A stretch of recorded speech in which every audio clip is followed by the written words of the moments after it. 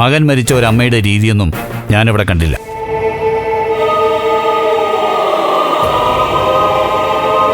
അത് ചിലപ്പോ കരഞ്ഞു കരഞ്ഞു മനസ്സ് മരവിച്ചു പോയതുകൊണ്ടാവും. ഞാനും അത് തന്നെ അവരുടെ അടുത്ത് പറഞ്ഞത്. സിതു, ഇനി നമുക്കിതിൽ കൂടുതലൊന്നും ചെയ്യാനില്ല. നന്ദൻ ഒന്നും വെളിപ്പെടുത്താനില്ല എന്നാണ് പറയുന്നത്. കുറ്റം ചെയ്ത കാര്യത്തിൽ ഉറച്ചു നിൽക്കുകയും ചെയ്യുന്നു.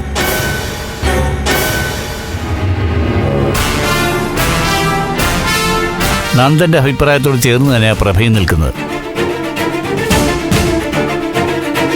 അപ്പോൾ ഇനി അടുത്ത ഘട്ടം നിയമത്തിന്റെ മുന്നിലേക്ക് പോട്ടെ.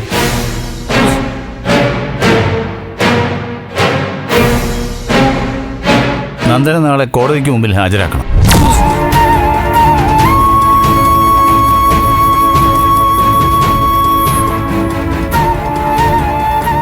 ഇനി കോടതി തെളിയിക്കട്ടെ. ഹരിയേട്ടൻ എന്താ പറഞ്ഞത്?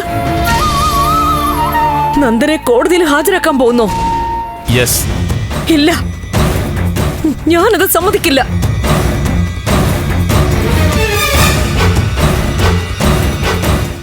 എന്റെ മോനെ ജയിലിലാക്കാൻ ഞാൻ സമ്മതിക്കില്ല. പ്രഭേ, കുറ്റം ചെയ്ത എല്ലാവർക്കും അമ്മമാരുണ്ട്. അവരൊക്കെ ഇങ്ങനെ വാശി പിടിച്ചാലോ മക്കളെ ജയിലിലേക്ക് അയക്കില്ല എന്ന്? ഹരിയേട്ടൻ ഒന്നും പറയണ്ട, ഞാൻ സമ്മതിക്കില്ല. പ്രഭ, കരച്ചിലും ബഹളമൊന്നും വേണ്ട. നന്ദൻ നമുക്ക് മകനാണ്, അത് ശരി തന്നെയാ. പക്ഷെ സമൂഹത്തിൽ അവൻ കുറ്റവാളിയാ.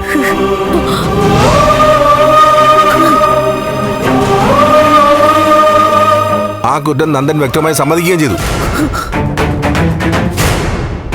അമ്മേ, ഞാനൊരു MLA യാ.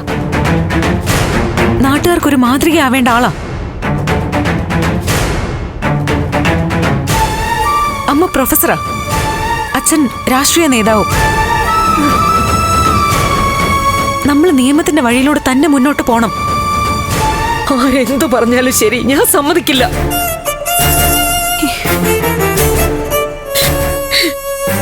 നന്ദനെ കൊണ്ടുപോവാൻ ആരെ ഞാൻ സമ്മതിക്കില്ല. അമ്മേ, കുറ്റം സമ്മതിച്ച് ഞാൻ പോലീസിന് കീഴടങ്ങാൻ തീരുമാനിച്ചാണല്ലോ. നന്ദ, അമ്മ ഇനി എതിർക്കണ്ട.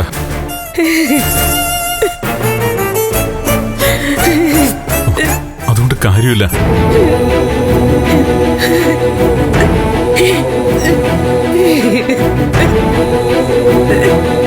എനിക്ക് സമ്മതമെങ്കിൽ